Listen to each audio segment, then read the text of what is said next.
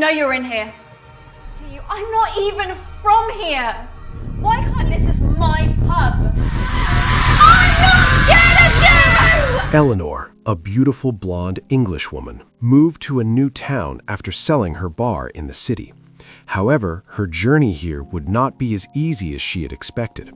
She waited on the bench to be picked up. Soon, a man named Eloise arrived with his dog. He gave Eleanor a box of chocolates, which she liked. Eloise asked her what she did. Eleanor replied she owned a pub in the city. Eloise sarcastically said that her job didn't even matter. He then claimed that his job was far more difficult as he helped people who couldn't pay their bills or feed their children. It was so hard for him to say no to them. Meanwhile, Eleanor received a frantic phone call from her friend. She quickly returned Eloise's gift and hurried away.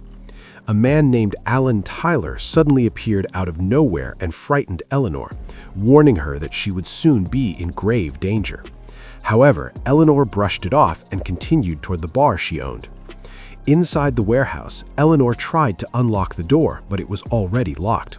She then began searching for the spare keys. Moments later, she heard coughing sounds coming from the storeroom and went to investigate. Suddenly, a figure appeared behind her and abducted her. 3 months later, a young woman named Allie, determined to start her life from scratch, moved to London and bought the same pub from a real estate agent. The realtor told Allie that the pub was already equipped with good furniture, and, more importantly, that its customers would keep coming. After completing her part, the agent left. Allie then began unpacking her belongings in her new apartment. In the kitchen, she discovered a black, foul-smelling liquid in the sink and immediately washed it away. She soon realized that the apartment's pipelines were damaged. Allie stepped outside and met a man named Matt. She told him that she had just taken over the pub on the high street and asked him to fix the plumbing. Matt assured her that he would take care of the problem. Later, while cleaning the storeroom, the lights suddenly went out. Before Allie could understand what was happening, she was horrified to see a witch. She quickly turned the switch back on, restoring the power, but the witch had vanished. Allie brushed it off, assuming it was nothing more than a hallucination. The next day, Allie opened her pub and was shocked to find footprints all over the floor. She noticed that the footprints were made of tar, a thick, black, foul-smelling substance. Alarmed, she immediately called the police and reported that her pub had been burgled the previous night. However, the officer asked if anything was missing or stolen. When Allie replied no, the officer dismissed the case and advised her to change the locks. With no other option, Allie mopped the floor and cleaned the stains. Just then, a customer entered the pub and angrily complained about being made to wait. Allie calmed him by serving a chilled glass of beer. Terry then asked for crisps, so Allie went into the storeroom to fetch them. Inside, the lights began to flicker, filling Allie with fear. When she tried to leave, she found the door mysteriously locked from the outside. At the same moment, the witch appeared again and warned Allie to heed her message. Allie screamed for help, but Terry outside was unable to hear her. Taking advantage of the situation, Terry attempted to steal a beer bottle, but his plan failed when Matt arrived and asked where Allie was. Terry told him she was in the storeroom. Matt rushed there, heard Allie's screams, and forced the door open, saving her at the last moment. Later, Allie spoke to her friend through a video call. She explained that the locals seemed to hate her and that something was seriously wrong with the pub. She also revealed that her financial condition was too weak to hire staff, forcing her to run the bar around the clock. Her friend sensed that Allie was hiding something. Allie asked her friend to promise not to think she was crazy, and her friend agreed.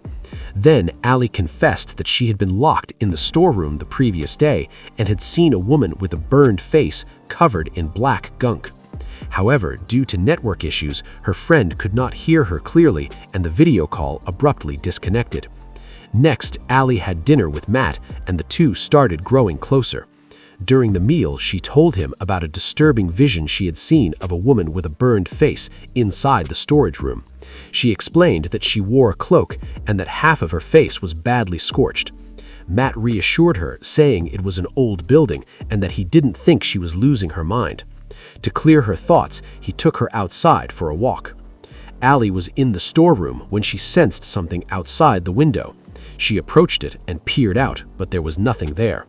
The next day, during their walk, Allie asked Matt about the girl who owned the pub before her, since he was familiar with the place. Matt told her that no one really knew the truth, but most people believed the girl hanged herself, and the incident became massive news across the town. By the end of their morning walk, they noticed Alan standing still, staring at the sky and speaking in an unknown language. Alan glanced at them briefly and then walked away, leaving Matt and Allie confused. Once they got back inside the pub, Allie asked Matt if he knew anything more about the previous owner. Matt admitted that the owner was quite offish, so he never really got to know her. Then Matt said something unsettling. He told her that the realtor explained what happened to the girl, but never mentioned the curse. Allie was left speechless. Then Matt explained that back in 1751, a smuggler operated in these parts and was well known among the villagers. One day, 2 villagers betrayed him, and the excisemen came and took him away. The judge sentenced the smuggler to death by hanging. The smuggler had a wife, but she wasn't an ordinary woman. She was a witch. She rushed to save her husband, but by the time she arrived, he was already hanging dead, and that was when the curse truly began. The witch was filled with rage and vengeance. She began practicing dark witchcraft to avenge her husband against the villagers.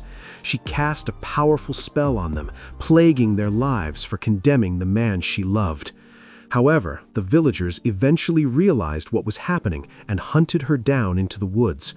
They doused her face with burning par, intending to kill her, but before they could finish her off, the witch let out a terrifying howl and stabbed herself, taking her own life. Before dying, she placed a curse upon the land, declaring that no one there would ever prosper. After hearing the story, Allie boldly told Matt that no witch or fabricated legend could drive her out of the village. Allie stared at the menu list behind the counter, which prompted a customer to ask if she was all right. Allie replied that she was fine. Another customer then asked if she had noticed anything strange going on in the pub. Allie dismissed it, saying they were just stories and nothing more. Later, Allie went into the storeroom and called out to the witch, openly confronting her. The witch revealed herself, but Allie bravely told her she wasn't afraid of her. She explained that she had nothing to do with her past, and that even though she wasn't from the village, the pub now belonged to her, and she wasn't going anywhere. Enraged, the witch screamed directly into Allie's face before suddenly vanishing. Allie later told Matt about her bold act, proudly claiming that she had confronted the witch in the storeroom and forced her to flee the pub. Sometime later, Matt visited Allie's pub and ran into Terry. Alan was also there, sitting alone in a corner. Terry warned Matt to stay away from Alan, calling him a strange and unsettling man. He revealed that once, while coming out of the woods, he saw Alan carrying a straw bag on his back, dripping with blood. When Terry followed the trail, he found Alan brutally killing a deer. Terrified, Terry quickly left the pub. Alan then approached Matt and filled him with fear when he warned that Matt would soon be in danger. Assuming Alan was drunk, Matt politely asked him to go home. Before leaving, Alan told him that one day he would come begging for his help. Later that night, Matt noticed a flickering bulb and began fixing it. Suddenly, he saw a garbage bag behind him moving non-stop. Trembling with fear, he approached the trash cans, but something evil grabbed him and dragged him inside. Matt fought desperately and managed to escape, stumbling out in sheer terror. He ran back to his house and took a shower, unaware that a dark presence was slowly creeping toward him. As Matt wiped the fog off the bathroom mirror, he froze in fear upon finding the legendary witch standing right behind him. Terrified, he spun around, but she was gone. Panicked, Matt rushed to Allie's house, banged on her door, and burst inside.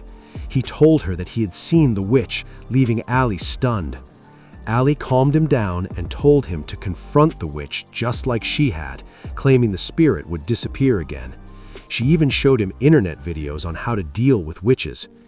Eventually, the two dozed off, unaware that the witch's hands slowly crept toward them from the darkness. The next day, Matt suggested to Allie that they should seek help from Alan. With no other option left, Matt contacted Alan while he was catching crabs along the shore. Later, back at the pub, Matt and Allie shared an intimate moment and eventually grew exhausted. In the middle of the night, the witch appeared inside their apartment and dragged Matt away. Just in time, Allie rushed and managed to save him from the clutches of the vengeful spirit. The following morning, Alan arrived at the pub and met both Allie and Matt.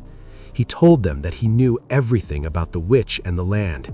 He revealed that he had tried to warn the previous owners, but they refused to listen, and it had cost them their lives. The curse placed upon the village was real. Alan revealed that the witch's name was Bridget, and she had cursed the land forever. Anyone who lived on that land was doomed to suffer misery and torment, just as she once had. Allie asked why Bridget was targeting Matt specifically. Alan replied that Bridget's true love had died and suffered there, and now Allie's true love had to suffer and die there as well. Desperate, Allie asked how they could stop it.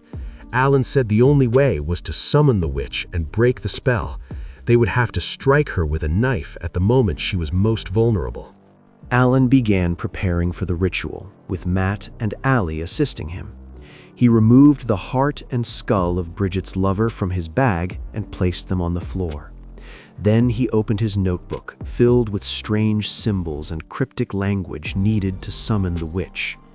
Together, they began the ritual, and soon after, they successfully summoned Bridget. When Bridget saw her lover's skull, she flew into a rage. She commanded the spirit of her beheaded lover to kill Matt. Alan pleaded with her to return to her own time and place, telling her she no longer belonged there. The witch burst into laughter. Allie seized the knife and plunged it straight into Bridget's heart. The witch screamed and collapsed, turning into dust and scattered bones. Alan buried her remains, believing the curse had finally ended. 3 months later, Alan was once again catching crabs near the seashore. Back at the pub, Allie flinched at the sound of a creaking door, but Matt reassured her that everything was finally over. Alan, unaware of the truth, didn't realize that the witch was still alive and stalking him. When he finally sensed her presence, he ran toward his cabin as Bridget chased him relentlessly. Matt and Allie remained unaware of what was happening, enjoying their peaceful life in the apartment. Reaching his cabin, Alan grabbed his journal and discovered the horrifying truth. The witch's ashes were never meant to be buried, but they had to be burned. At the same time, Allie tried calling Alan, while Alan attempted to call her, but both calls failed as the line went busy. Moments later, Bridget forced her way inside the cabin and killed Alan without wasting any time. Before disappearing, she took his journal with her, destroying the only knowledge capable of stopping her forever, and proving that the curse was never broken at all. You were watching a recap of the movie I Curse This Land, 2024. Have a nice day.